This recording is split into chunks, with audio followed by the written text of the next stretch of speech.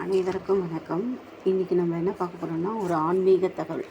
ஆன்மீக தகவல் அப்படின்னா, டெய்லி நம்ம என்னென்ன செய்யலாம், எதெல்லாம் செய்யக்கூடாது அப்படின்னு சொல்லிட்டு நம்ம முன்னோர்கள் பெரியவர்கள்லாம் சொல்லியிருக்காங்க இல்லையா, அதை பற்றி தான் நம்ம பார்க்க போகிறோம்.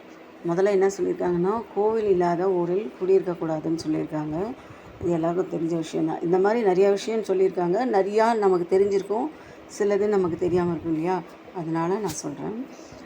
முதல்ல என்ன சொல்லியிருக்கேன்னா, கோவில் இல்லாத ஊரில் குடியிருக்காதே. அதாவது தனது இடது கையினால் ஆசனம் போட்டால் ஆயுள் குறைவுன்னு சொல்லியிருக்காங்க, அதனால் போடக்கூடாது. தனது இடது கையால் எண்ணெய் தேய்த்து கொண்டால் புத்திரநாசம்னு சொல்லியிருக்காங்க. அதாவது எண்ணெய் தேய்ச்சி குளிக்கும்போது நம்ம வலது கையால் தான் எண்ணெய் எடுத்து தலையில் வச்சு தேய்ச்சிக்கணும்.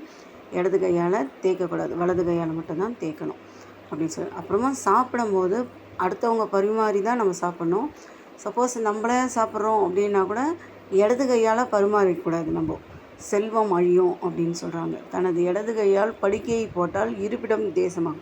அதாவது படுக்கும்போது நம்ம பெட்டோ இல்லை பாயோ தலை ஏதோ ஒன்று போட்டுக்கிறோம் இல்லையா, அதே இடது கையால் போடக்கூடாதுன்னு சொல்கிறாங்க. இடது கையால் நம்ம சாப்பாடு போட்டுட்டோன்னா செல்வம் அழியும்னு சொல்கிறாங்க. அந்த மாதிரி இடது கையால் இது போடக்கூடாது.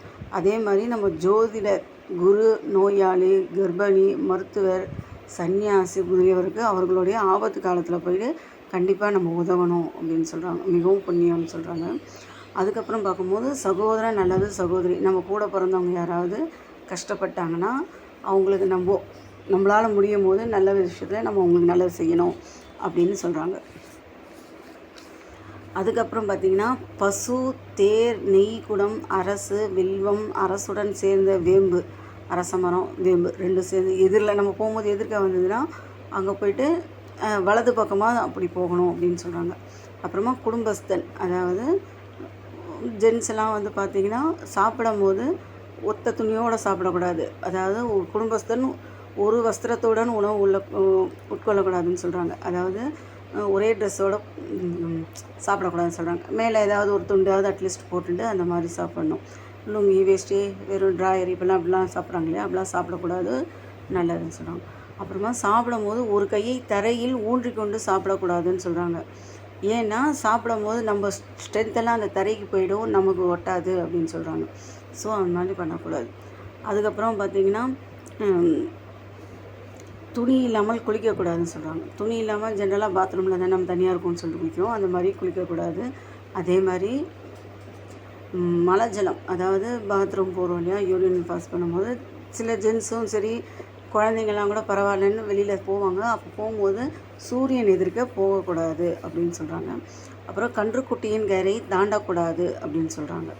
அதுக்கப்புறம் மழை பெய்யும் போது ஓடக்கூடாது, அது நல்லது இல்லையா. தண்ணீரில் தன் உருவத்தை பார்க்கக்கூடாது அப்படின்னு சொல்கிறாங்க. நெருப்பை வாயால் ஊதக்கூடாது அப்படின்னு சொல்கிறாங்க. அப்புறமா மலஜலம் கழிக்கும்போது இரவில் தெற்கு முகமாகவும் மற்ற நேரங்களில் வடக்கு முகமும் கழிக்க வேண்டும் அப்படின்னு சொல்கிறாங்க.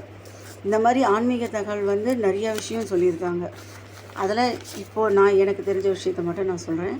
கிழக்கு மேற்கு முகமாக உட்கார்ந்து மலம் கழிக்கக்கூடாது. அதே மாதிரி பெண்கள்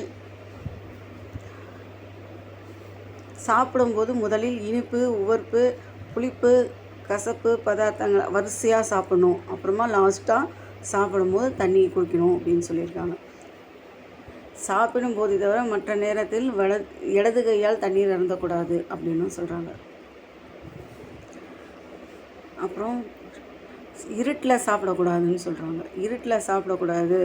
சப்போஸ் சாப்பிடும்போது விளக்கு அணிஞ்சிச்சுன்னா, நைட் அணிஞ்சிச்சுன்னா விளக்கு ஏற்றி வச்சுட்டு அப்புறமா சூரியனை தியானம் செய்து விட்டு மீண்டும் விளக்கேற்றி விட்டு சாப்பிடணும் அப்படின்னு சொல்கிறாங்க. சாப்பிட்டவுடன் குடும்பஸ்தன் வெற்றிலை போட வேண்டும். நுனியில்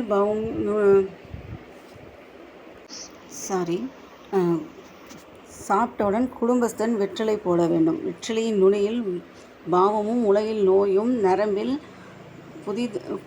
புதிக்குறையும் உள்ளதால் அவற்றை கிள்ளி எறிந்துவிட வேண்டும் அப்படின்னு சொல்கிறாங்க. அதுக்கப்புறம் சுண்ணாம்பு தடவாமல் வெற்றிலை வெறும் பாக்கையோ மட்டும் போடக்கூடாது அப்படின்னு சொல்கிறாங்க. வெற்றிலையின் பின்பக்கம்தான் சுண்ணாம்பை தடவ வேண்டும். குரு, ஜோதிடர், வைத்தியர், சகோதரி ஆலயம் இவற்றிற்கு செல்லும்போது வெறும் கையுடன் செல்லக்கூடாதுன்னு சொல்லியிருக்காங்க.